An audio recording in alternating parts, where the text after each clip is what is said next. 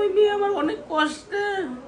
এই মুহূর্তে আর কি বলার আছে, ইস্কাইতে যে বাচ্চাগুলা ছিল এগুলা তো এরা দেখছে, কিন্তু বাচ্চাগুলা যে মারাও গেছে, তো এই বাচ্চাগুলা যে কোথায় গেছে এরা তো সবই মানে ভিডিও করে আনছে, দেখছে। কিন্তু ওই জায়গায় যে সিএমএস নিয়ে রাখছে, আমরা যত খোঁজাখুঁজি করছি, এত হরান হয়েছি, এরা তো একটা বার জানায় না যে ওই জায়গায় বাচ্চাগুলা নিয়ে রাখছে। কিন্তু ওই ক্লাসে 4টা বাচ্চাই ছিল, এরা ভিডিও করে আনছে, এগুলো ছাড়ছেও তো। তাহলে আমরা যতদিন হরান হইলাম, 5-6 দিন পর আমাদের বাচ্চা দিচ্ছে, তাহলে এগুলো হরানি করছে না? এই ব্যাপার ওইদিকে যে প্লেনটা যে চলতেছে, এটা কি প্লেনের রাস্তা ট্রেনিং এর? তাহলে এই কাজটা কিসের জন্য সরকারে করছে? জানে যে এই জায়গাটা তো স্কুল কলেজ সবই তো আছে, এই জায়গা তো ঠিক না যে এই জায়গায় ট্রেনিং করা। আর প্লেনটা কেমন ছিল ওনারা তো সব জানে, জানা সত্ত্বেও প্লেনটা ছাড়ছে কেন? আর এই জায়গায় এগুলা করছে কেন? আমার বাচ্চা সকালবেলা আমি কুলে নিয়ে গেছি, নিয়ে আমি টিফিন কিনা দিছি, 2টা খাতা কিনা দিছি, দেওয়ার পর আমার বাচ্চা গেছি স্কুলে। তারপর আমি আর যাইতে পারি না, 12টা বাজে রাব্বুরে দিয়ে খাবার পাঠাইছি কোচিং এর জন্য। মানে 1টা বাজে ছুটি হয়, আর কোচিং শুরু করে 1:30টা বাজে, 3:30টায় ছুটি দেয়। ওই স্কাইয়ের বাচ্চা 4টায় ছিল, ওর আব্বু 12টা বাজে খাবার দিয়া খালি বাসায় আসছে, আসার পরে আজানটা দিয়ে ফেলেছে, হ্যাঁ দৌড় দিছে নামাজে।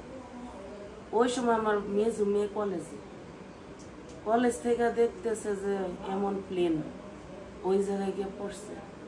আমার মেয়ে দৌড় দিয়ে মানে ওই জায়গায় যাওয়ার জন্য অনেক ছুটাছুটি করছে, যাইতে পারে নাকি দেয় না, মানে আগুন খালি জ্বলতেছে। আর আমার ফোন দিছে, আম্মু তাড়াতাড়ি স্কুল আসো। আমি তো আর জানি না ওই জায়গায় কি হয়েছে না হয়েছে, বাসা থেকে বের হয়ে শুনি যে প্লেন করছে। তাহলে ওটা কি প্লেনের রাস্তা নাকি এটা সরকারে জানে না আল্লাহ জানে, আমি জানি না। কিন্তু হ্যাঁ তো উচিত হয় না এই জায়গায় প্লেনটা ছাড়া, এটা তো ট্রেনিং এর কোনো জায়গাই না, এত বড় প্রতিষ্ঠান। আমার বাচ্চা সবই তো মনে পড়ার জিনিস, কোনটা আবার মনে পড়ার জিনিস না। আমি আর 3:30 বাজে প্রতিদিন আনতে যাই, ওর আব্বু দিয়ে আসে খাবার দুপুরবেলা, আর আমি যাই আনতে, আবার সকালবেলা নিয়ে যাই আমি সব কিছুতে তো নিদি, আমার কাছে সব কিছুতে নিদি। আমি ডাকি অকিয়া, মানে পুরার নাম অকিয়া ফেরদৌস। ও ওই কথা তো আর বলার কোনো আমার কিছু না। ওই মেয়ে আমার অনেক কষ্টে, 2 মাস থেকে আমার পেটে আসার পরেতে প্রেশার আর প্রেশার। এই বাচ্চা যাইতে যেতে 7 মাস পর্যন্ত নিচ্ছে, নেওয়ার পরে এই বাচ্চা না বের করলে আমি বাঁচতাম না, আমার অবস্থা খারাপ। তারপরে এই মেয়ে বার করছে, ও 1 মাস গ্লাসের ভিতরে ছিল।